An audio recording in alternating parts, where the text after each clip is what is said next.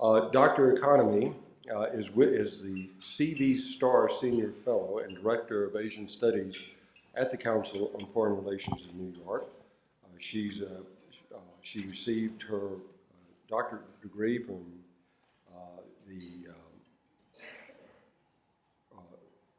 she has her doctorate degree, and she has taught at Johns Hopkins, at SAIS, at Columbia University. She has written significantly, and her newest book, How China's Resource Quest is Changing the World, is about to come out. She's written many other great books, but let's listen directly from Dr. Economy herself. Please join me in welcoming her.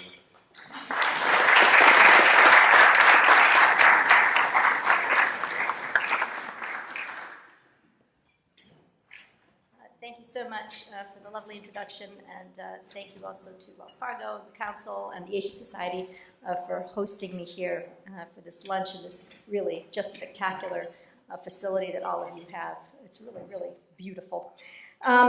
So I am going to talk about China's resource quest for about 25 minutes or so, and then open the floor for questions. And I'm happy at that time also to take questions or comments on other issues that you might be interested in with regard to China. And I'll do my best to answer those as well, because I know, there's always something happening there, and people always have so many diverse interests when it comes to China. So we can broaden the conversation out, if you like, from our discussion of China and its resource quest. In 2010, Brazil revised its land laws to limit foreign investment by multinationals to a minority stake in a joint venture.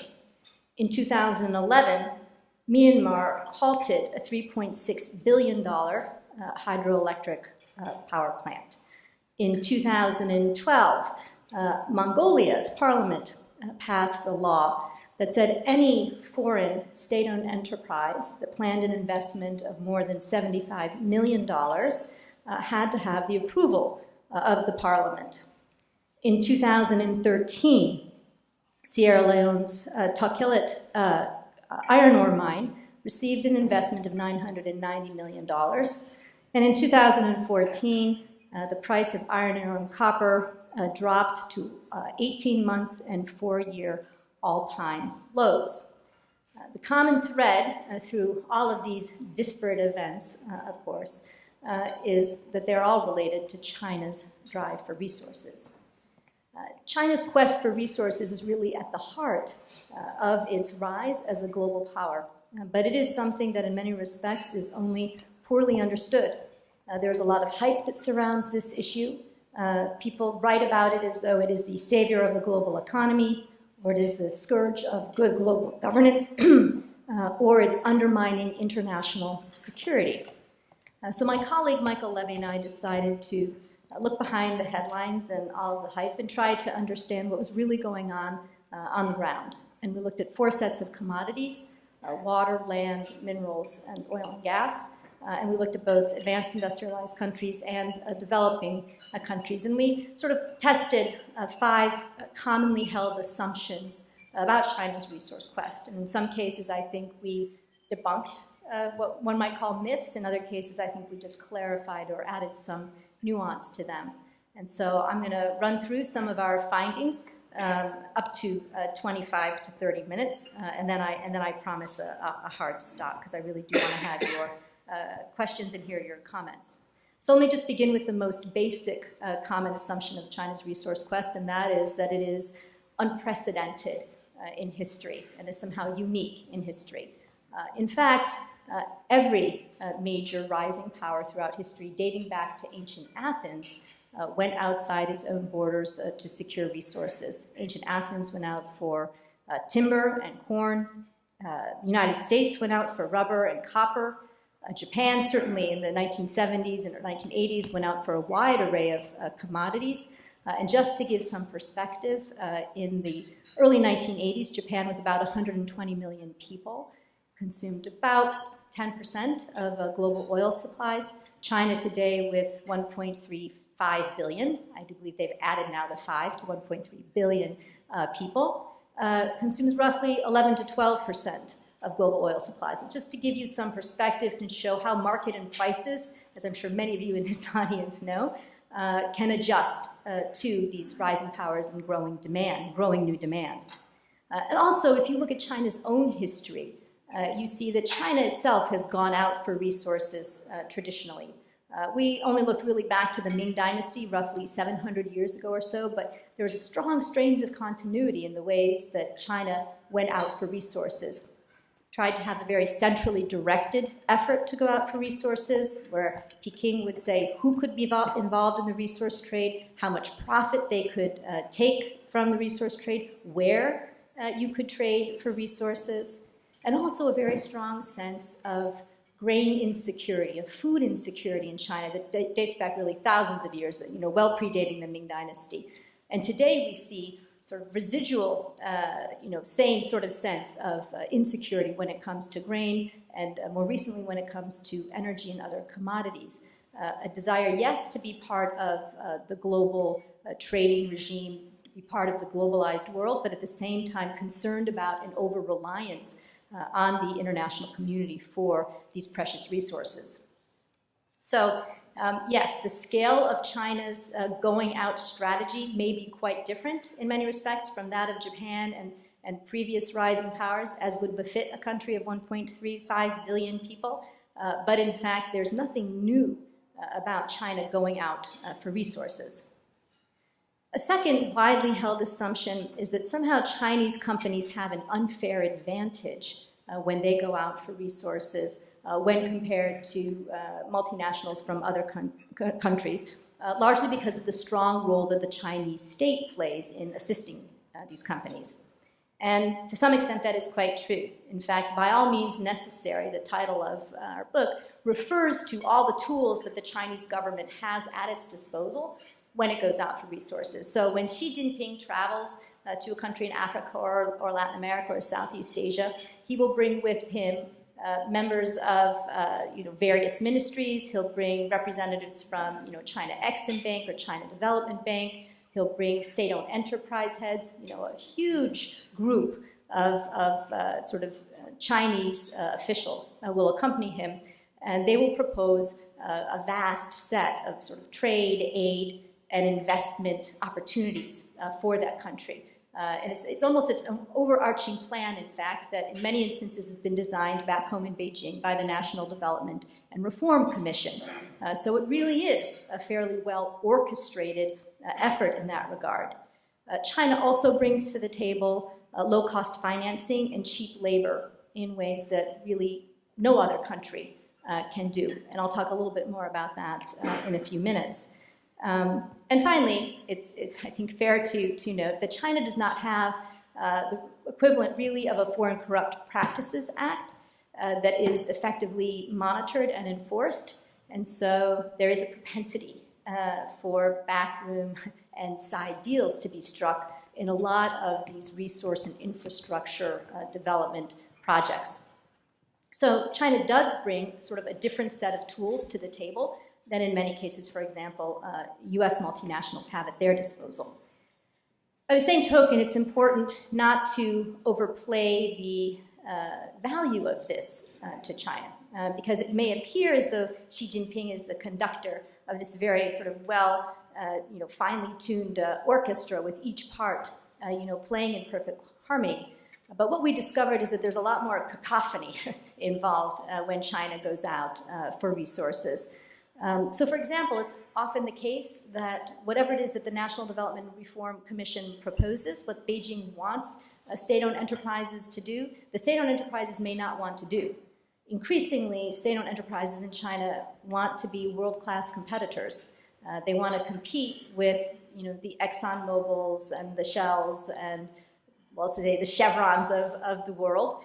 And they don't want to have to take long-term stakes in money-losing enterprises because Beijing has some other kind of purpose in mind, or because it's part of a larger deal where they're the losers and some other part of this trade aid and investment effort they're the winners. And so you may have seen just back in January, the NDRC called on China's steel companies to take stakes in Brazil and Brazilian and Australian iron ore deposits. And, if you've kept up with the media on Chinese steel, they're suffering from huge overcapacity. And so the Chinese steel companies basically said, we're not interested in doing that. And the Chinese government came back and said, well, we want you to, because it plays into, security issues, and it plays into maintaining a voice on the global trading stage. And the article concluded by saying that the steel companies were still rejecting going out and taking, further investments. But it's just to give you a sense for how what Beijing says and what state-owned enterprises say, not always the same. And increasingly, I think you'll find that they can speak with very, very different voices. It's also important to recognize that across commodities, the players in China are quite different. So in the mining sector, it's quite decentralized. Only about a third of China's mining sector is state-owned. It's represented by state-owned enterprises. So a lot of what you see when China goes out in the mining sector, they're not state-owned enterprises. And in fact, some of them can be just individual miners. Some of them are local or provincially backed firms, but some of them are just miners from a few villages. So there was a case, for example, in Ghana, where there were about 4,000 or 5,000 Chinese gold miners who'd gone out individually, just from a few villages, and they were actually quite productive, but were not following the environmental laws. They were there illegally, didn't have the proper permits. And so the Ghanaian government said to Beijing, okay, you need to rein this in. You need to take care of these, these problems. And Beijing said, this is not our problem. These are independent miners, individual private miners that are going over there. This is not our responsibility. Your chieftains need to do a better job of enforcing your local regulations. And the Ghanaian government said, okay, fine. And then they just swept them all up in what was actually some pretty violent sort of arrest of several of these thousands of these miners. And they were eventually shipped back to Beijing. Foreign ministry did become involved in helping them get back. But again, just to show that there's a difference between what Beijing wants and what may be going on the ground in some of these countries. Beijing is not in control of every mine or every investment, resource investment they're taking. And in fact, I'll say, when I met with foreign ministry officials in Beijing, and I met with the number two who's in charge of Africa and the number two who's in charge of Latin America, they said it's very, very challenging for them. They almost need to set up, in some of these larger mines, they need to set up almost mini consulates to deal with all of the community relations, problems in community relations that some of these investments are bringing about for the Chinese government. So again, not quite so well coordinated.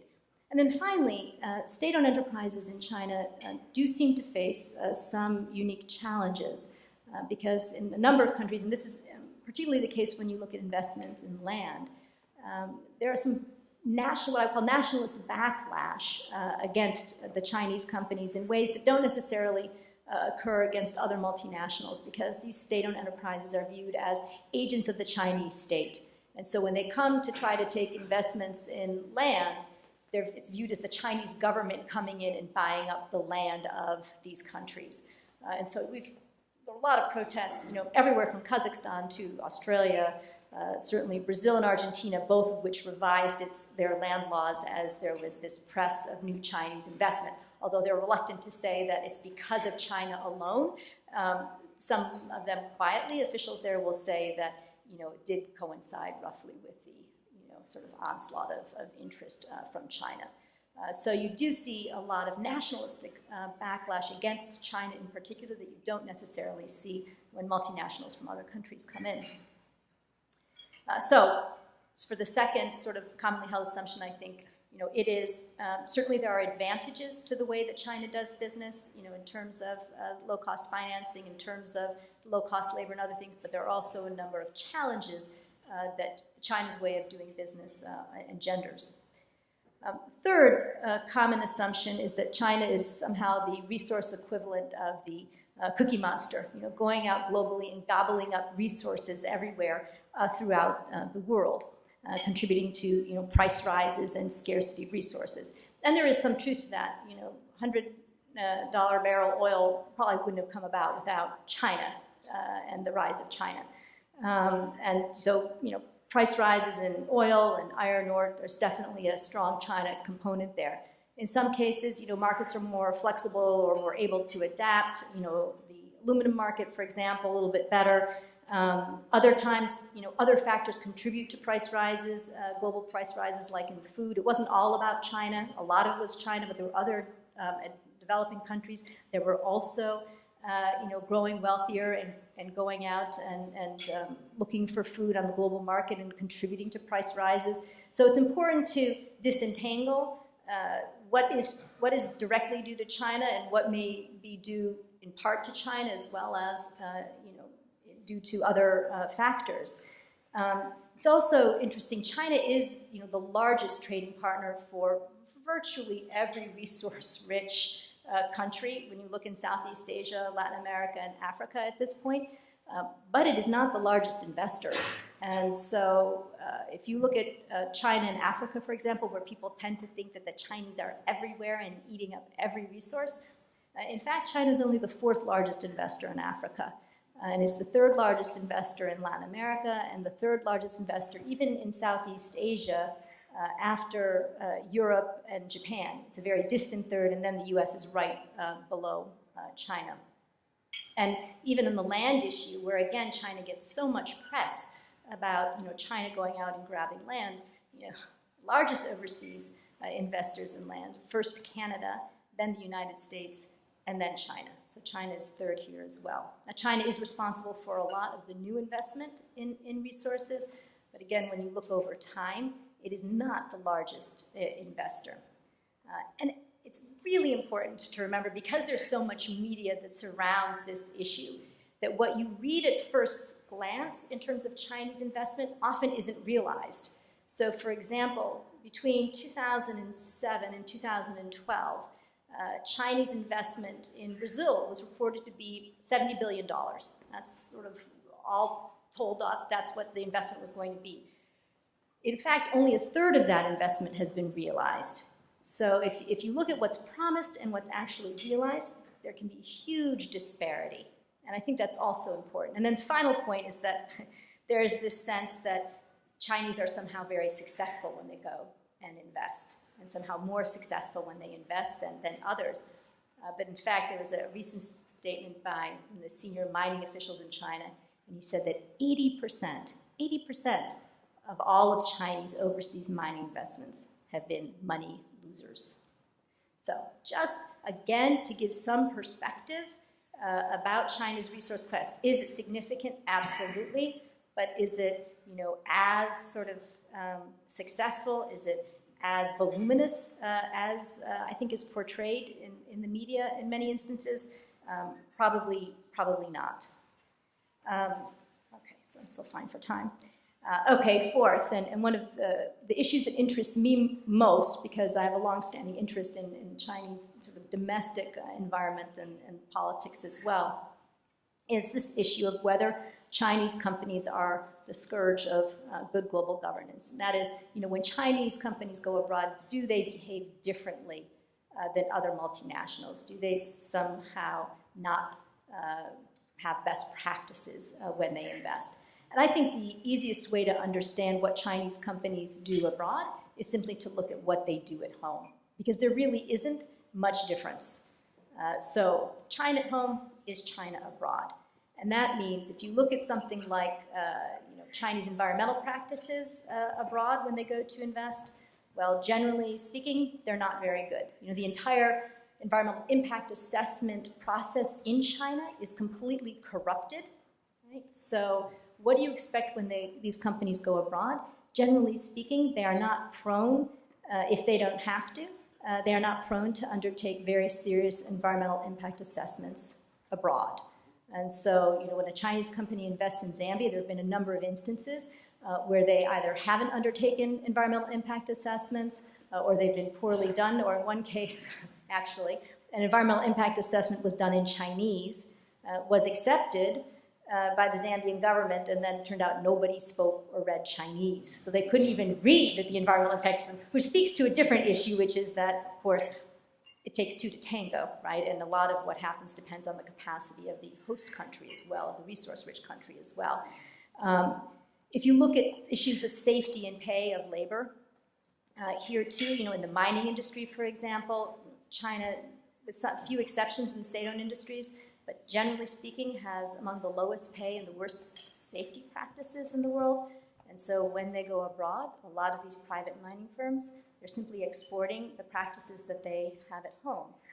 And so everywhere from Peru to Papua New Guinea, miners who are surveyed routinely say that Chinese practices are bottom of the barrel in terms of pay and labor safety. And they would far prefer to work for Australian and Canadian mines, which says a lot because, of course, mining is a dirty business everywhere, and there are poor practices and protests against all different multinationals, U.S. multinationals and mining companies for sure. There have been protests all around the world.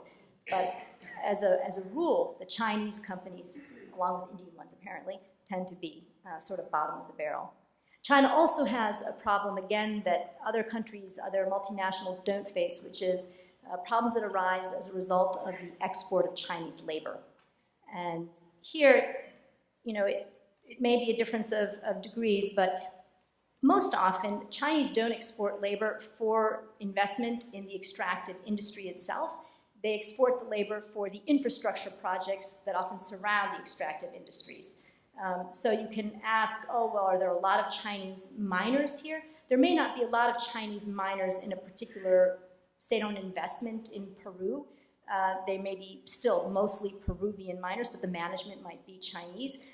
And the people building the roads, to get to the ports that are also being built by the Chinese, those are being built by Chinese. And that also tends to bring about a lot of antagonism between local communities and the Chinese investors, as you might imagine. Because when the Chinese come calling, one of the benefits as far as local communities are concerned, there's going to be jobs. And when they're not available because of this low-cost, very low-cost labor, that brings about some problems. And what the Chinese say, and here again, these are some foreign ministry officials, what they say is, look, it's just a lot cheaper for us to use the Chinese labor.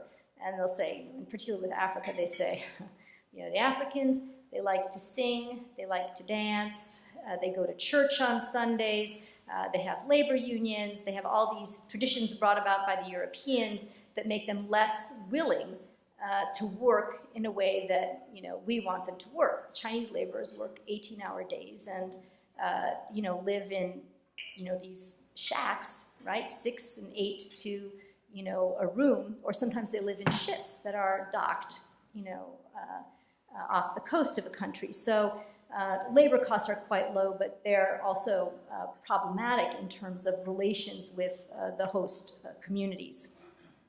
And some countries, I will say, are taking pretty strong actions to try to limit this. For example, in Mongolia, they passed a regulation that for every foreign miner, for every foreign construction worker, you have to hire 9 Mongolians. So that's a way of trying to limit this influx of Chinese. And everybody knows about the Chinese because 90% of the investment or 50% of the investment and 90% of Mongolia's exports go to China. I mean, the engagement with Chinese economy is just enormous there.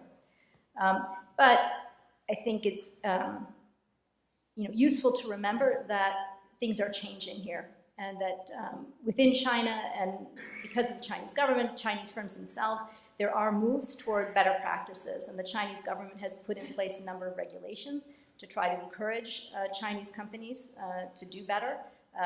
Things like Exim Bank will say you can't borrow money unless you do undertake an environmental impact assessment, or the Shenzhen Stock Exchange, you can't list on the Shenzhen Stock Exchange if you have an environmental black mark against you. Again, some of these things may not be well enforced or well monitored, but the trend, at least in terms of the Chinese government approach, is generally a positive one. And Chinese firms as well, as they move up the value chain, they want to be able to invest, or they are investing in places like Australia or the United States, or states with stronger capacity. They recognize that they need to do a better job. And so a number of them, for example, in Peru, the early entrants into the Peruvian mining world from China were, continue, in fact, over 12 years of investment, they continue to face a lot of protests. But later entrants really have started to learn from the experience of the first entrants, and they hire, local managers. They might hire Western consultants to help with community relations. and foreign firms to do environmental impact assessments. So I think there is a positive trend in some sectors with some firms in terms of improving their own CSR, corporate social responsibility. But it will be hard.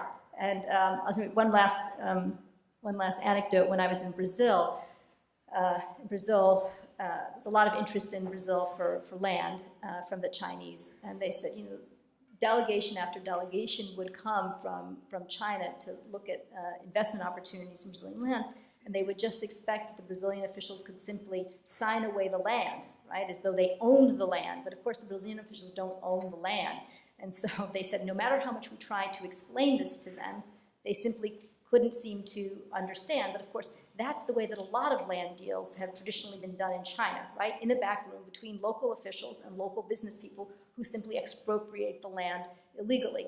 So changing some of these practices that are sort of deeply ingrained in the way that China does business at home, changing them for when China goes abroad, is also going to be difficult.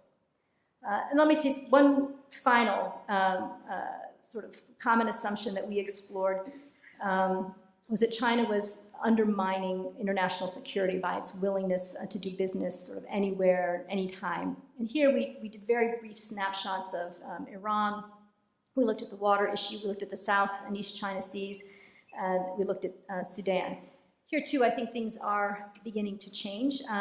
We had a couple of, takeaways from this. China has traditionally operated under a principle of you don't mix business with politics, which was basically just a mechanism for the Chinese to invest anywhere, anytime, with no consideration for what might be going on in the host country. They believed, wrongly of course, because there is no such thing as not mixing business with politics, but that you could somehow separate out the two, and that every country is sovereign, we're just there to do business, we're not getting mixed up in all the politics. I think some of our takeaways, and I'll condense them, I'd say, is that closer to home, when you look at places like the Philippines or Japan, Vietnam, security trumps economics. And so, China, for example, with regard to rare earths that it mines domestically, was more than willing to have a soft embargo on rare earths against Japan when it had its conflict back in 2011, where Chinese fishing boat rammed into a Japanese patrol boat, and the Japanese arrested the Chinese captain. And they did that. Many scholars, many analysts in China would like the Chinese government to improve relations with the Philippines, because the Philippines has a number of minerals that are important to China, like cobalt, but the Chinese government is not interested because right now it's engaged in a pretty serious dispute with the Philippines in the South China Sea. Further, outside of China's near region, I think economics is more likely to trump security. So when it's issues like Iran or Sudan, the Chinese are more interested in continuing to invest and less interested in these sort of larger security interests that these countries might pose. That doesn't mean they're completely disinterested, and they will play by some of the sort of global rules that develop to try to resolve conflicts and issues. And we saw in Iran, for example, that the international community has been a constraining force on Chinese behavior in the sense that, China couldn't access some technology it needed for some of its oil and gas exploration, and so some of its investments really didn't move forward. And in addition, Beijing apparently, told some of the Chinese oil and gas companies, if you want to invest in the United States, it's possible that you might run into some problems, if you're, pursuing more investment in Iran. So maybe you want to take a second thought on that front as well. So I think when you look at the sort of security issues tied up with the resources, it's a pretty nuanced, in some cases complicated set of stories, and it's difficult because many factors play into them. But I would say that every case is kind of evaluated differently by China, by the Chinese government, and trying to strike that balance between paying attention to what the world is calling for and thinking about China's own sort of economic and security interests. So just to conclude, what does this mean in terms of looking forward? I think as I suggested with regard to the corporate social responsibility issues, the past is not prologue. So whatever it is that is happening right this minute with regard to China resources is not necessarily what's going to be happening 5 or 7 or 10 years from now. Even looking at sort of the effort by China now to reform its economy, or thinking about the sort of economic slowdown that we may be witnessing in China, what will be the impact, of those things on China's drive for commodities? Truth is, it's going to be a very mixed story.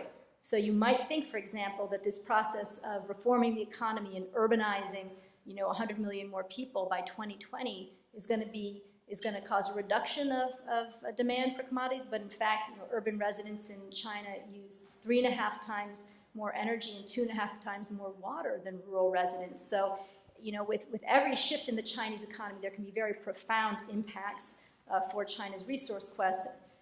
And we have to pay attention to all the complicated factors that play into that. As we have to play into the fact, for example, that they're moving forward with serious investment in renewables. So what role will that play? So the point is that things are changing there, and we have to stay abreast of those changes if we're going to try to understand what the longer-term impact is. The second takeaway is, size matters here.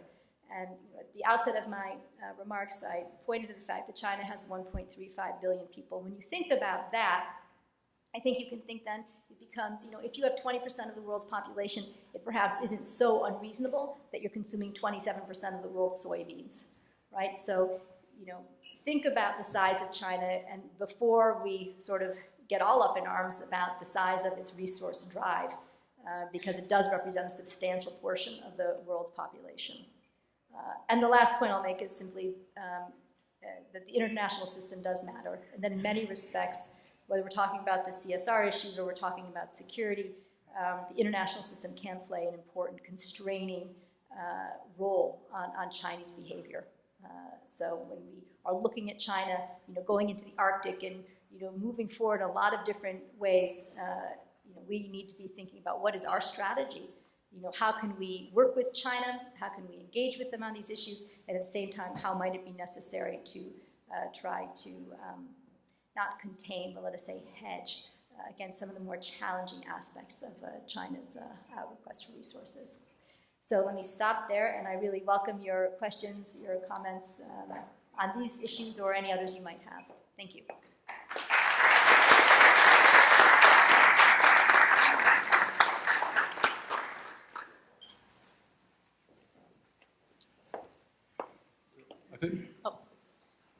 I think a big issue here in Houston is what do you anticipate investment in the oil and gas sector in the U.S., particularly in the shale play? What have you seen? What should we expect? Right. So, of course, I'm sure you're all aware that Chinese firms have already taken some stakes in oil and gas exploration in the United States.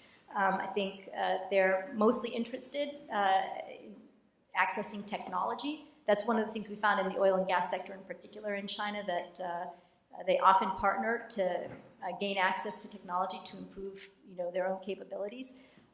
They have their own. I think they also look at the shale gas, sort of developments here in the United States, and think about what it means for them at home, because they themselves have vast reserves. The question is, what it means for their water, because they have a lot of their shale gas in areas where they have almost no water.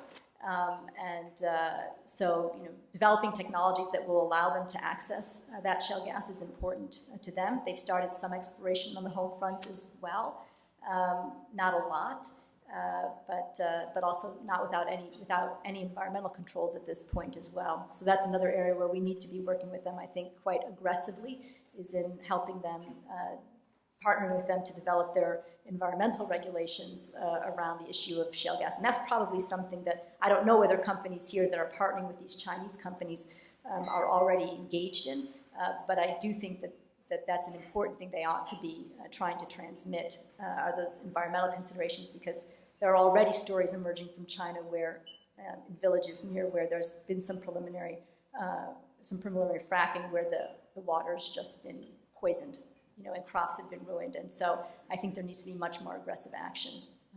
But they're definitely interested. And they're, I think, both envious is too strong a word, but the idea of the United States becoming more, quote, energy independent is driving a lot of thinking in China, too, about what that means for the U.S.'s broader security role in the Middle East.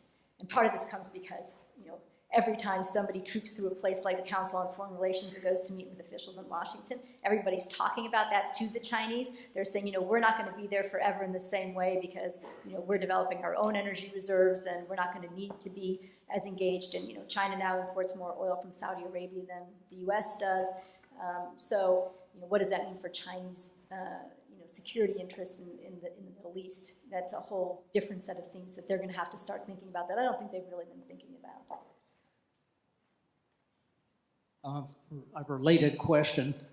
In the aftermath of the Russian seizure of Crimea, there seems to be a gathering consensus that a very sound U.S. strategic answer, admittedly over a period of time, is to export our gas abundance to Western Europe so they would not be dependent upon the Russians. However, the Chinese are in the same market.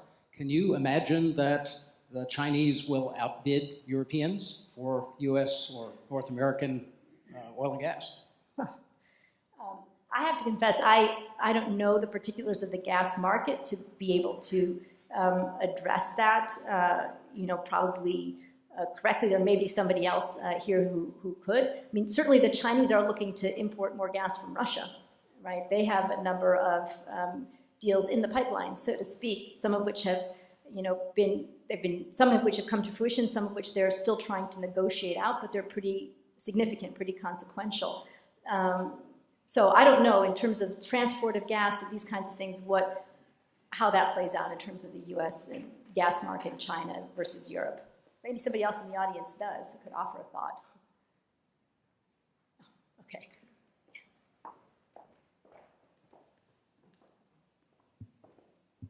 Thank you very much. Somewhat related question.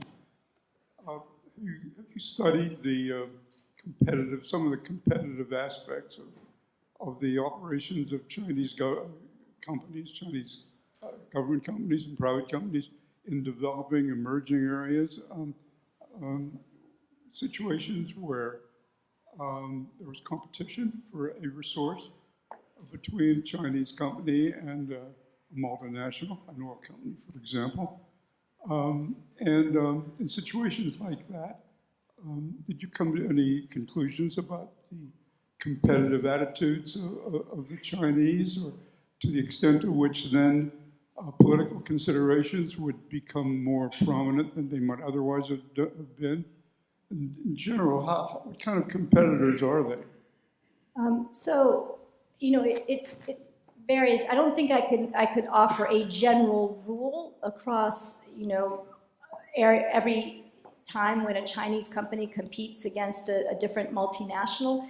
But there's no doubt that there have been a number of instances where the Chinese have gone in, for example, in Australia, to try to invest, and the Australians have shut them down largely because they are Chinese. For example, taking stakes in rare earths in Australia, right? That's a political consideration that Australia made, that they're not going to allow that investment from a Chinese company. I think in Africa, there have certainly been cases where Chinese multinationals have come up against Korean firms. I'm thinking of one investment in mind, US firm, Japanese firm, and the Chinese, came out on top, and everybody assumed it was because they had bribed. In Afghanistan, the case of, there's a case of one big mine where the Chinese have won the concession. Here too, there was a lot of concern about political factors coming into play, that the Chinese had bribed, but then it turned out maybe it wasn't really the Chinese, but it was the Afghans that didn't run the process properly. They didn't bring any transparency to the process, and the Chinese legitimately won. Why? Because not only did they bring the resource extraction, but they brought the whole infrastructure deal into play for it as well. So I think that does play a factor. It's less a political consideration than just everything that the Chinese can bring to the table. I think you see in Myanmar today a lot of interest from a lot of firms coming in, and the Japanese are being quite aggressive there. They bid against the Chinese. I want to say it was for a railroad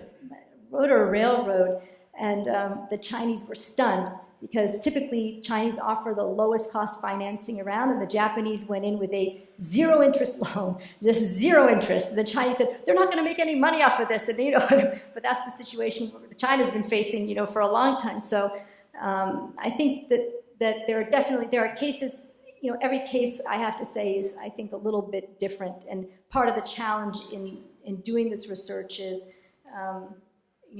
really digging down deep and looking at those cases one by one to understand what factors actually played into a decision.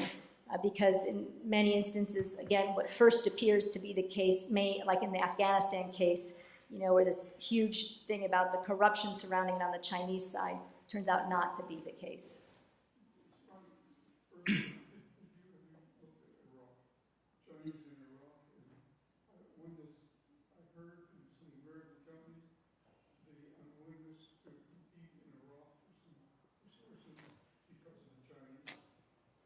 I don't know about the unwillingness of the Americans to compete in Iraq because of the Chinese, but there was just a scandal surrounding the Chinese oil companies in Iraq, tied into the falsification of certificates for sort of environmental management, ISO 14,000, this kind of thing. And so, those problems exist, and the odd thing about that as well is that, the Chinese, they were cited quite positively for their role in the environmental, the Extractive Industries Transparency Initiative. They're not a member, even a candidate member country, but the oil company, the Chinese oil company, was cited as a positive player in this process, and then turns out that actually they were falsifying these certificates and things. So anyway, that's, again, part of the problem here is just, you get one set of data, one story that emerges, and then, a year and a half later, something else happens, and you realize that your initial understandings were perhaps a little bit off. You referenced part of my question in your answer just now, but it concerns the aspect of Chinese attempt or perceived attempt to corner the rare earth and rare mineral markets around the world. And there is some great concern. And my question is part of that to really try and control an international market, or just to assure Chinese own supply for their domestic consumption? And is it something that we should be concerned and worried about? I think we need to be concerned and worried about it because we saw what they did in, I want to say 2011, but for some reason I'm thinking, is it 2010 or 2011? I turned to our consul general, 2011? Okay, 2011, when they had the embargo against Japan, right? So it's clear that they're willing to use their control because they have, it's dropped a little bit now. I think they're down to about 90%, 91, 92% of the rare earths production is based in China.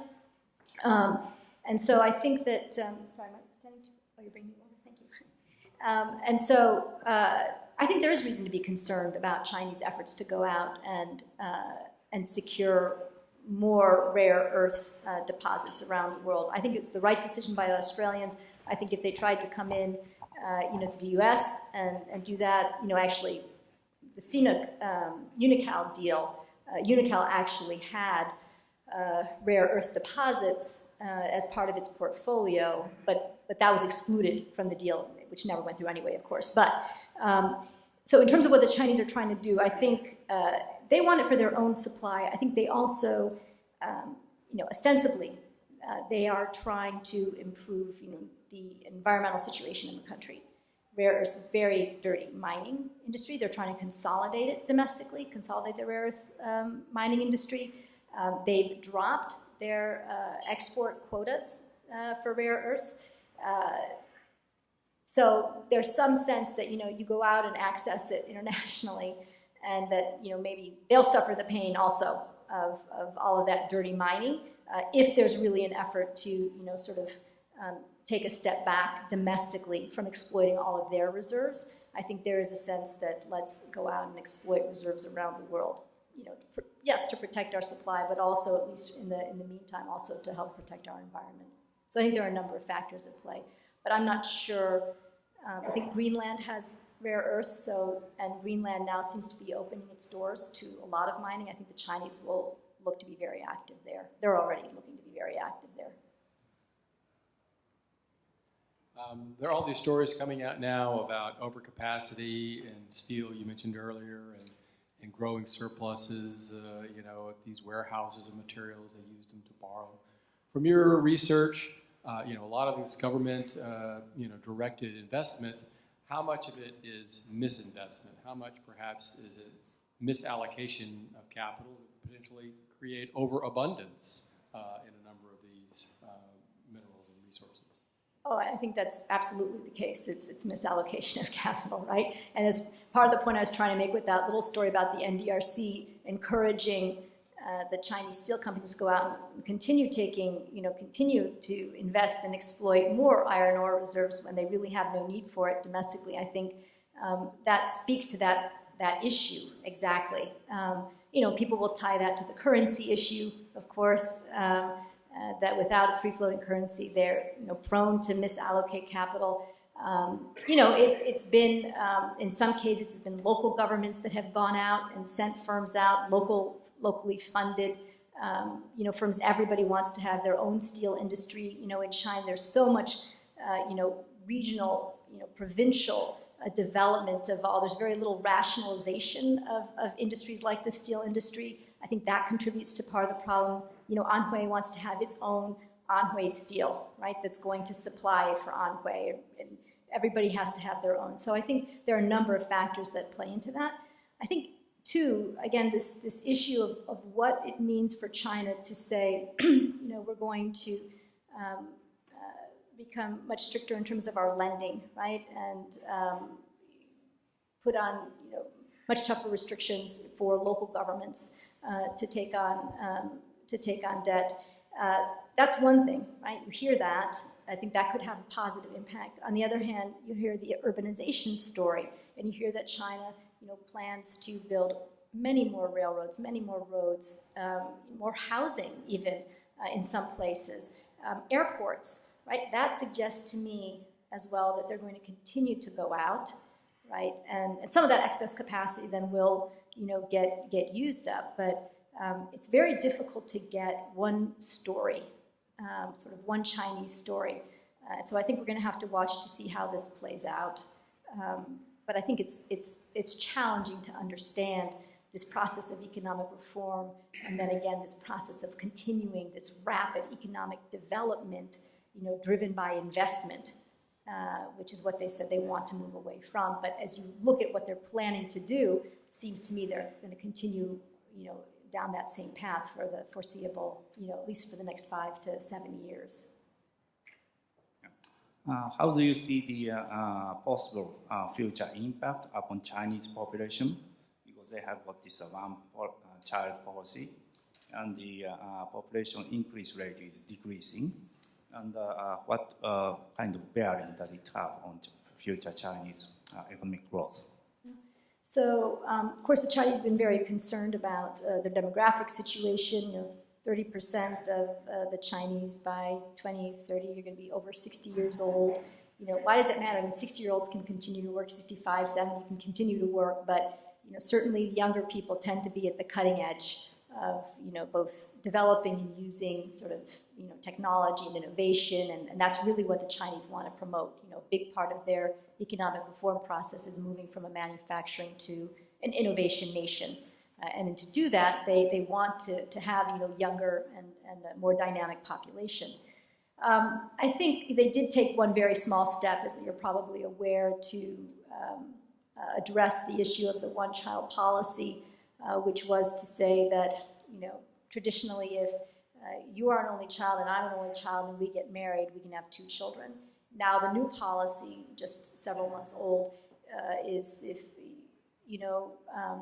you have, if you are an only child and I am not an only child, we can still have 2 children now. So if one of the children is not an only child, this is the big policy innovation. We can have 2 children.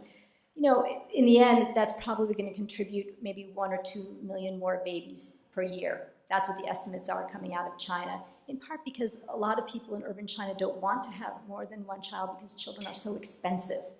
And so there's a concern, that they, in terms of, clothing and education and all those other things, that having one child is really the right amount for many people. And certainly 1 to 2 million more babies is not going to make a huge dent in the sort of, Chinese innovation and demographic issue for China. So I think it will continue to be an issue that concerns them. I think they have other ways of addressing issues, like their Global 1000 Talent Program, trying to bring back many of the sort of stars of Chinese science and technology in particular, but also even some in the humanities, bring them back to China, luring them with, great opportunities, housing and, big research budgets, schooling for your children, et cetera. But there's been some success, but this has its own problems because they still, these thinkers still have to operate within a very constrained educational and work environment that doesn't necessarily prize innovation, but prizes other things like political connections. And so I think a number of them find it very difficult to work in China. So I think it's going to be a problem for them, and it's one I think they're quite cognizant of. I wouldn't be surprised if there's further reform of the one-child policy moving forward. If it is possible. Yeah, we have mentioned that about 80% of Chinese foreign energy projects seems to be losing money. Mining. Oh, mining. Only mining. No, not energy. I don't know about energy. Only mining. It was a mining official. Yeah, I just wonder whether it applies equally to other sectors of the economy. This excess capacity in steels and shipbuilding and you name it. And they have huge excess capacities, and most of them are losing money, seems to be. But they are, continuing growth in high numbers, and how these two conflicting aspects can go along for how long? That's one of those million-dollar questions that I certainly cannot answer. Again, it's a kind of a trying to fit all the pieces of the Chinese puzzle together. It's always a challenge to look at the competing strands and the competing trends. And so I think sometimes probably it's important to think there are very successful Chinese companies. Look at Alibaba, for example, right? Some of these technology companies, Baidu,